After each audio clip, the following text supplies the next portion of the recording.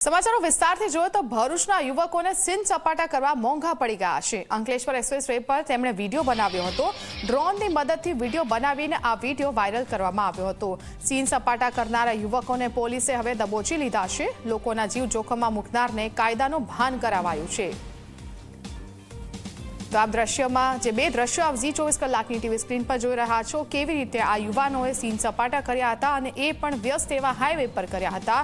વાહન ચાલકો અને અન્ય લોકોનો જીવ પણ તેમણે જોખમમાં મૂક્યો હતો અને પાછું ડ્રોનથી શૂટ કર્યું હતું। સોશિયલ મીડિયામાં પ્રસિદ્ધિ મેળવવાની લાહીમાં યુવકોએ કૃત્ય તો કર્યું, પરંતુ આ વિડીયો ફરતો ફરતો પોલીસ પાસે પહોંચી ગયો અને પોલીસે આ વિડીયોના આધારે તપાસ શરૂ કરી હતી। અંતે પોલીસે આ વિડીયો બનાવનાર અને તેમાં જે સામેલ લોકો છે તેમને ઝડપી પાડ્યા હતા। બે વિન્ડો આપ જોઈ રહ્યા છો। પહેલા સીન સપાટા કર્યા અને પછી પોલીસે તમામને ઝડપી એમને કાયદાનું ભાન કરાવ્યું।